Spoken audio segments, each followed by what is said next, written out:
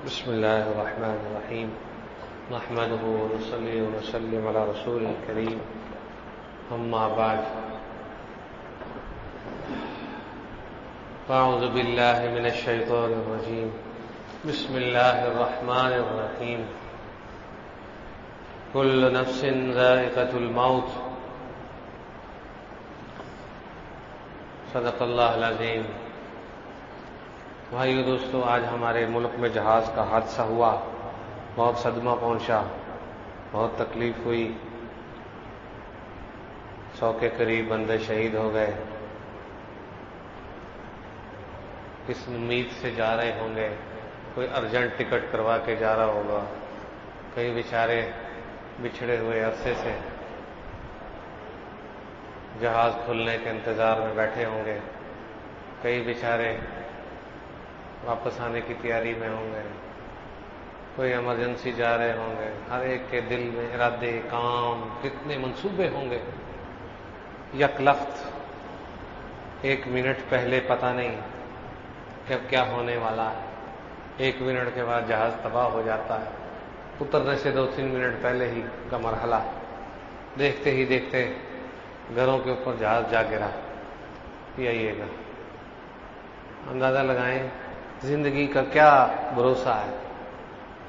کیا کوئی کہہ سکتا ہے کہ میں نے صبح تک زندہ رہنا ہے؟ ابھی جمعے کی نماز میں بیان میں کہہ رہا تھا، زندگی کا کوئی پتہ نہیں، شام کس نے دیکھی؟ وہ جمعے کے وقت ہی چلے تھے بیچارے۔ اندازہ لگائیں،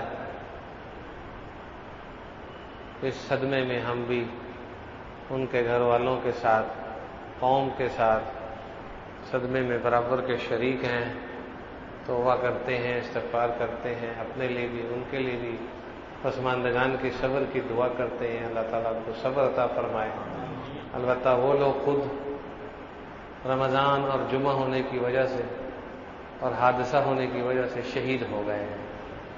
جو ان میں مسلمان ہوں گے، اہل ایمان ہوں گے، ان کو شہادت کا مقام مل گیا۔ گو بیچارے جل گئے، سڑ گئے، کچھ بھی ہو گئے، کیسی بھی ہو، کہ انشاءاللہ تعالی ان کے سبھی گناہ معاف ہو گئے ہوں گے، صرف قرضے والے، پیسہ دینے والے گناہ وہ رہ جائیں گے، باقی سب معاف ہو جائیں گے۔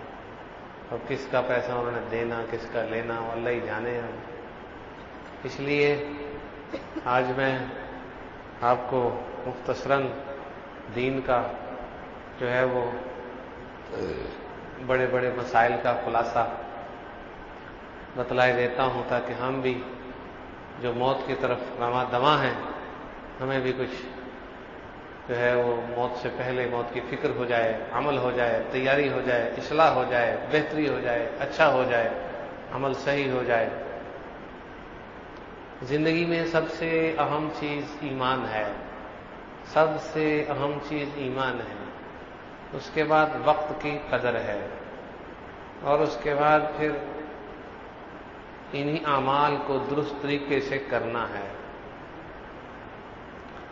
نماز دن رات میں 5 مرتبہ پڑھی جاتی ہے، 5 نمازیں ہیں۔ نماز ایک ایسی عبادت اور فریضہ ہے کہ اس میں بہت ساری عبادتیں جمع ہیں، یہ جامع العبادات ہے، بہت بڑی عبادت ہے، اور اس کے لیے کچھ مسائل ہیں، یہ مسائل سیکھنے چاہیے۔ روزمرہ کی چیز کے اندر ہم صحیح طریقے سے ادا نہ کر پائیں، کسی کو 10 سال بعد، کسی کو 15 سال بعد، کسی کو 20 سال بعد مسئلہ پتہ چلے تو وہ کتنا پچھتائے گا۔ آج میں اسی طرح نماز کے 2-3 اہم مسائل بیان کیے دیتا ہوں۔ سب سے پہلا اہم مسئلہ نیت، نماز کی نیت۔ میں آج کے 4 فرض عشاء کے پڑھتا ہوں، اللہ تعالیٰ کی رضا کے لیے مترکہ بشا۔ آج کے 4 فرض کا منہ سے کہنا ضروری نہیں، دل سے نیت اور قصد کرنا ضروری ہے، اس کے بغیر نماز نہیں ہوتی۔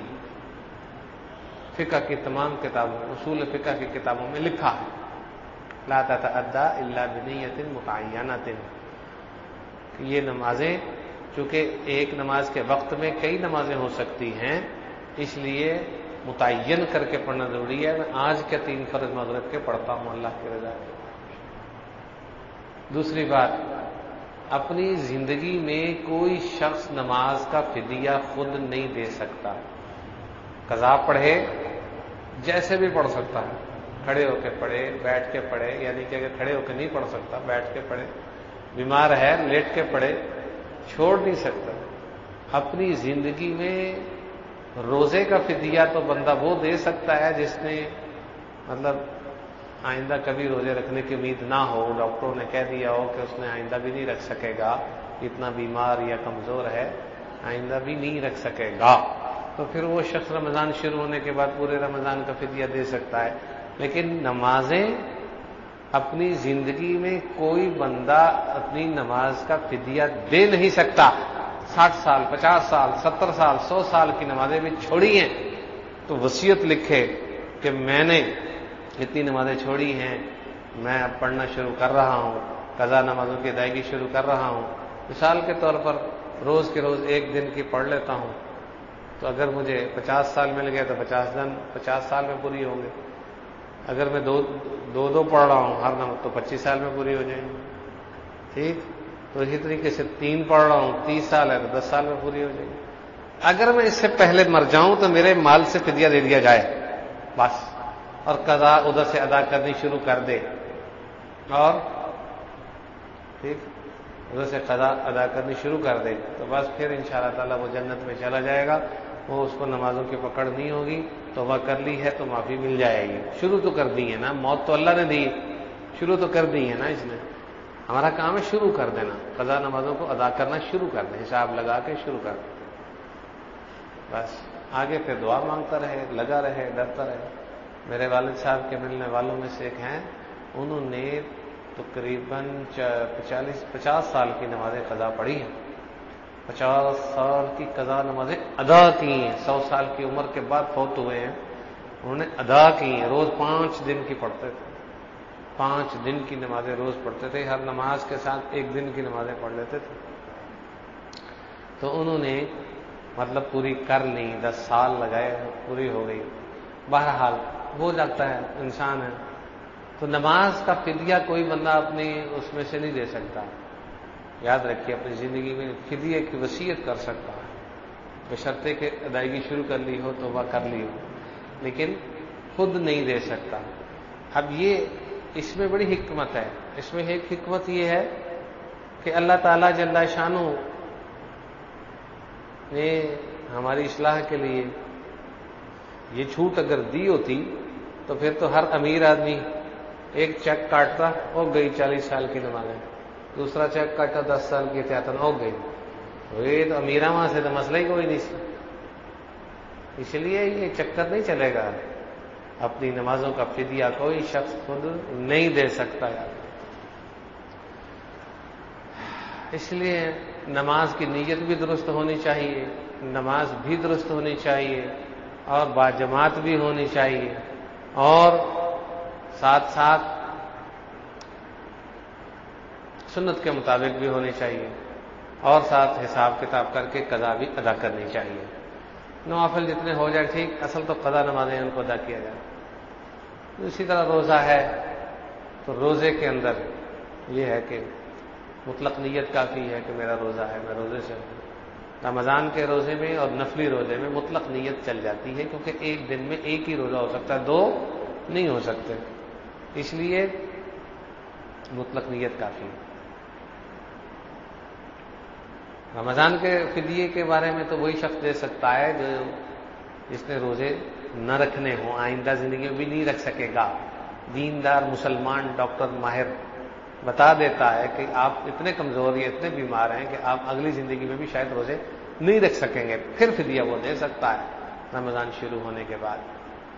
اس کے علاوہ اور کوئی شخص نہیں دے سکتا، یعنی کہ ذرا سا بیمار ہوا، ذرا سی شوگر ہو گئی، ذرا سی تھکاوٹ آ گئی، ذرا سا بڑھاپا آ گیا، گرمی زیادہ ہو گئی تو روزے چھوڑ کے فدیہ دے دے، اس کی کوئی اجازت نہیں ہے۔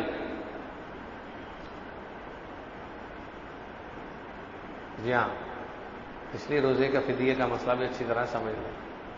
فدیہ اتنا ہی ہوتا ہے جتنا فطرانہ اتنا ہی جتنا فدیہ. نماز کا فدیے کا حساب کرنا ہو تو وہ 6 نمازوں کا حساب کیا جاتا ہے روز کے روز 6 نمازیں ہوتی ہیں, 5 نمازیں اور 3 وتر.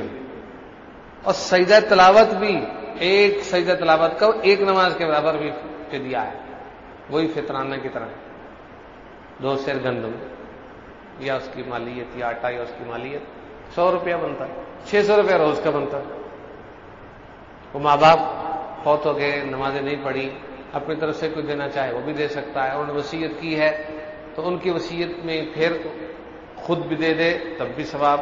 اگر ان کی وصیت میں انہی کے مال سے دے گا تو تیسرے حصے کے اندر ان کی وصیت ہو تو ان کے مال سے تیسرے حصے کے اندر دے سکتا ہے. تو بہرحال وہ اللہ تعالیٰ کی رحمت سے امید ہوتی ہے. باقی اصل چیز تو یہی ہے, اپنی نمازیں خود پڑھ کر جائیں, اپنے روزے خود رکھ کے جائیں, اپنے گناہ خود مٹا کے جائیں, خود احتسابی عمل کریں. خود احتسابی عمل یہی ہے کہ ہم اپنے سفید کام کر لیں, دودھ کا دودھ پانی کا پانی, ٹھیک, آدھا تتر آدھا بٹیر نہ ہو بلکہ دودھ کا دودھ پانی کا پانی. وہ یہ مقولہ اس وقت مشہور ہوا تھا جب وہ ایک دفعہ ایسا ہوا کہ دودھ والے نے دودھ دیتا تھا اور اس کو بیچارے کو پیسے ملنے تھے. پیسے ملے, ظاہر ہے پہلی کے قریب پیسے ملتے ہیں. وہ پیسے ملے تھیلی میں. وہ تھیلی جو ہے وہ لے کے تو ادھر بیٹھا ہوا تھا نہر کے دریا کے کنارے پہ. کو پانی پونی آپ کو پتہ ہی ہے پھر کیا کرتے ہیں, پانی پونی ملاتے ہیں, کوئی دودھ بڑھا دیتے ہیں. وہ بیچارہ پانی پونی ملا رہا تھا مزے سے. ایک بندر آیا, اس نے آ کے کیا کیا, وہ تھیلی پکڑی پیسوں کی اٹھا کے اور درخت پہ چڑھ گیا.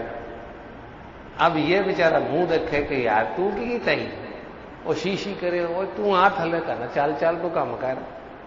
بندر تو بڑے سیانے ہوتے ہیں, آپ کو کیا پتا بندر کی کیا. بندروں میں تو انجینئر بھی ہوتے ہیں, ان کے تو بڑے بڑے افسر بھی ہوتے ہیں, ان کے تو بڑے بڑے کمانڈو بھی ہوتے ہیں. آپ نے کبھی دیکھے ہو تو پھر ہے نا, ہم نے تو دیکھے ہیں پہاڑی علاقوں میں جا کے گاڑی سے اتر کے بندروں کے پاس جا کے ان کو چھلیاں کھلائی گئی ہیں. سمجھ آ گئی بات؟ آپ نے پتہ نہیں دیکھے ہیں کہ نہیں دیکھے ہیں. بڑے بڑے بندر ہوتے ہیں, ان کا ایک نظام ہے بندروں کا بھی. ان کے ہاں کوئی مسئلہ ہو جائے, ان کے کوئی بچے کو کوئی چھیڑ دے یا ان کی لیڈیز کو کوئی چھیڑ دے, ان کی پورا پارٹی, ان کا پورا خاندان آ جاتا ہے منٹ میں. اس کے بعد ان کا ایس ایچ او آتا ہے, پھر اس کے بعد ایس پی آتا ہے, پھر ڈی ایس پی, پھر آئی جی آ جاتا ہے بڑا چودھری, اور زبردست طریقے سے آ کے بیٹھ جاتا ہے. اس کے آنے سے سارے چپ. ہم نے تو تماشے دیکھے ہوئے ہیں. بہرحال وہ کیا ہوا, وہ بندر جو ہے نا وہ لے کے چلا گیا. وہ لے کے چلا گیا. ایک اور واقعہ یاد آ گیا چھوٹا سا بندر کا, سنا دوں.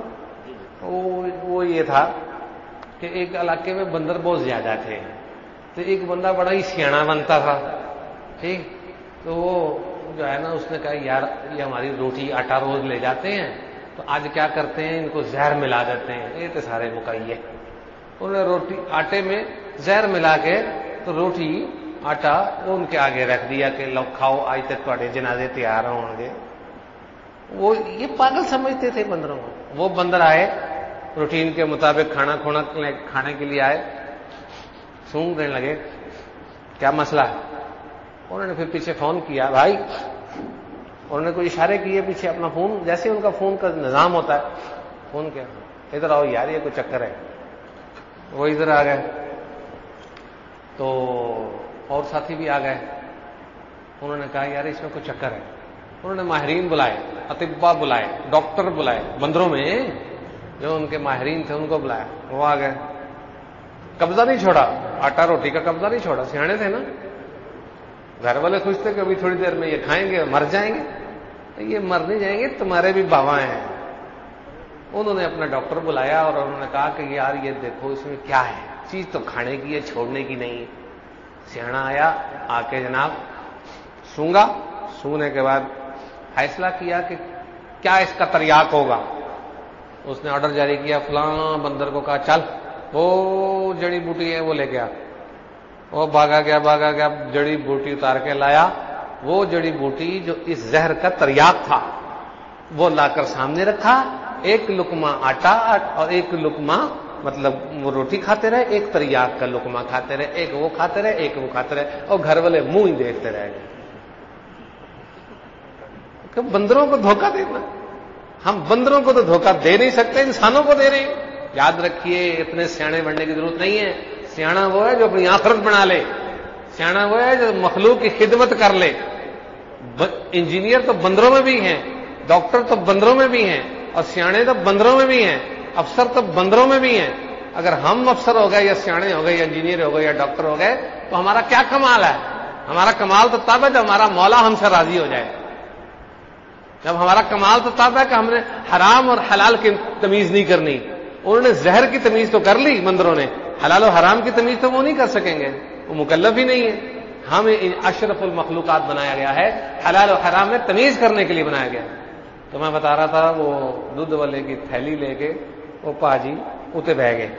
اب وہ جو بیچارہ دودھ والا وہ پریشان ایک ہی ہو گیا, یہ میرے پیسے گئے. وہ بس وہ بیٹھا چپ کر کے, اس کو کہہ تو سکتے نہیں, پتہ بندر کو چھیڑنا بہت مہنگا پڑ جاتا ہے, اس لیے اس کی اتنی ہمت تو تھی نہیں کہ اس کو کہہ کے یار دے دے. دیکھی جا رہا تھا اس کو, وہ کچھ نہیں.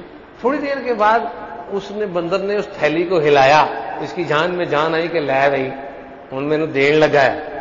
بندر نے کیا کیا, بندر نے کیا ایک اشرفی یا ایک درہم نکالا دریا میں پھینک دیا, ایک اس کی طرف پھینک دیا, ایک نکالا دریا میں پھینک دیا, ایک اس کی طرف پھینک دیا. تو جتنی تھیلی میں جتنی اشرفیاں جتنے درہم تھے آدھے دریا میں چلے گئے, آدھے اس مالک کو دے دیے. اس وقت سے یہ مقولہ مشہور ہو گیا, دودھ کا دودھ پانی کا پانی, جتنا پانی ملایا تھا پانی کو مل گیا, جتنا دودھ دیا تھا لوگوں کو اتنا دودھ والے کو مل گیا. سمجھ میں آگو نہ آگو. ہم بات یوں ہے کہ ہم لوگ آدھے ٹکر آدھے بٹیر بننا چھوڑ دیں, اللہ پاک کے سامنے پورا کا پورا خالص دین پیش کریں کہ میں خالص دیندار بننا چاہتا ہوں, صالح نیک بننا چاہتا ہوں, ساری نمازیں روزے چیزیں عبادتیں خالص آپ کے لیے کرنا چاہتا ہوں. لیلۃ القدر مجھ سے مس ہو گئی ہے تو دے دے, آج کی رات میں ہمیں محروم نہ فرما. اگر آج کی رات ہے تو بھی دے دے, اگر اس سے پہلے گزر گئی ہے تو بھی دے دے. مالک خالق ہمارا بہت کریم ہے, بہت کریم ہے, داتا ہے. اصل داتا وہ ہے, ہم منگتے ہیں, وہ داتا ہے. تو یہ ہے نماز اور یہ ہے روزہ. اب زکوٰۃ کا ایک اہم مسئلہ وہ بھی آپ کو بتلاتا چلوں. لوگ زکوٰۃ کے مسئلے کو سمجھتے نہیں ہیں. وہ کہتے ہیں کہ ہم زکوٰۃ جتنی بنتی ہے نا اس سے زیادہ ہی دے دیتے ہیں, بڑا کمال کرتے ہیں, جو جائزے دیتے ہیں. تو 4 فرض عشاء کے ہیں تو روز 16 فرض پڑھ لیا کرو نا, زیادہ ہی دے دیتے ہیں نا. یہ کیا طریقہ کار ہے؟ کون کہتا ہے زیادہ دو؟ حساب کتاب کرنا زکوٰۃ کا ضروری ہے, اور اس کے لیے شریعت نے جو اصول بتایا ہے وہ اصول اپنانا ضروری ہے. وہ ہے ایک دن مقرر ہوتا ہے ساری زندگی کے لیے, عربی تاریخ ایک مقرر ہوتی ہے ساری زندگی کے لیے. بالغ ہونے کے بعد پہلی مرتبہ جو صاحب نصاب ہوتا ہے 52.5 تولہ چاندی کی مالیت کا مالک ہوتا ہے, تو وہ پہلی مرتبہ جس دن میں ہوا وہ عربی تاریخ کیا تھی وہی تاریخ ساری زندگی یاد رکھنا واجب ہے, واجب ہے, واجب. ہاں اگر مال 0 پہ چلا جائے پھر وہ تاریخ چھوٹ جائے گی, پھر دوبارہ جب صاحب نصاب ہوگا پھر وہ عربی کی تاریخ. ٹھیک, آج 29 رمضان شروع ہو گئی, 29ویں رات ہے, تو آج اگر وہ صاحب نصاب ہوتا ہے تو 29 رمضان کو ہر سال حساب کتاب کرے گا. جو تاریخ ایک مقرر کی جاتی ہے جس کا شریعت نے بتایا سمجھایا, اس تاریخ میں ہی سب مائنس پلس ہوتا ہے. زکوٰۃ کی ادائیگی بے شک پہلے کر دے یا بعد میں کر دے, اس میں کوئی گناہ نہیں. اسی دن کا حساب, کیونکہ اگر جس دن مرضی حساب کر لیں یہ تو حساب ہی نہ ہوا. ایک دن بندے کے 10,000 آتے ہیں, ایک دن 20,000 جاتے ہیں, ایک دن 40,000 آتے ہیں, ایک دن 30,000 جاتے ہیں, ایک دن 90,000 جاتے ہیں, ایک دن 10,000 آتے ہیں. مائنس پلس تو انسان کس دن کا اعتبار کرے گا؟ شریعت نے ایک دن مقرر کیا ہے صاحب نصاب ہونے کے بعد. پہلی مرتبہ جب انسان صاحب نصاب ہوتا ہے اس کی عربی تاریخ میں سال گزرنا شرط ہے, اور سال گزرنا بھی پہلی مرتبہ ہی مال پہ شرط ہوتا ہے, ہر مال پہ سال گزرنا شرط نہیں ہوتا. اور نہ پرچون کی دکان پہ تو ہر روز ہی کوئی نہ کوئی چیز آ رہی ہوتی وہ تو پھر 1 سال کے بعد تو ہر روز ہی کسی نہ کسی چیز کی زکات نکالنی پڑتی رہے گی. یہ نہیں ہے صاحب 1 دن ہوتا ہے. زکات بے شک پہلے دے بعد میں دے. دوسری بات، بسم اللہ الرحمن الرحیم،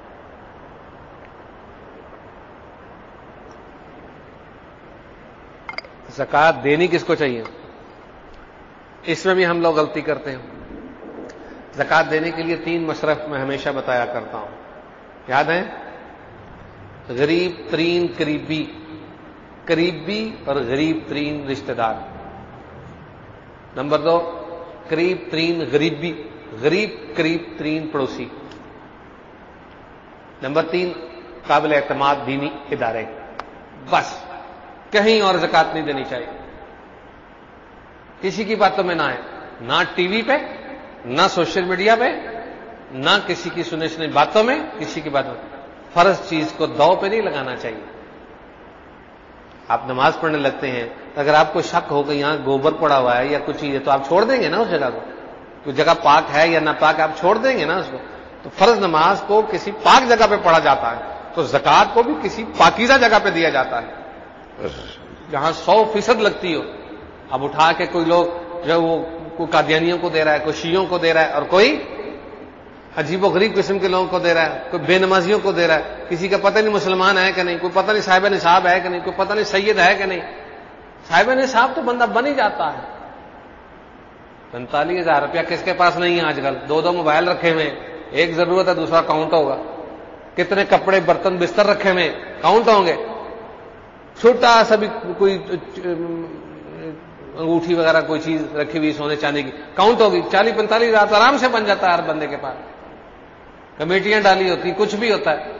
تو پیور غریب دیکھ کر زکات دے تو پھر مزہ ہے. یا قابل اعتماد دینی اداروں کو دے دو. وہاں پر تو طلباء ہوتے ہیں، رہائشی طلباء ہوتے ہیں، ان میں تو بڑے 100% لگتی ہے. تو اس طرح یہ بھی بہت بڑی غلطی ہم کرتے ہیں.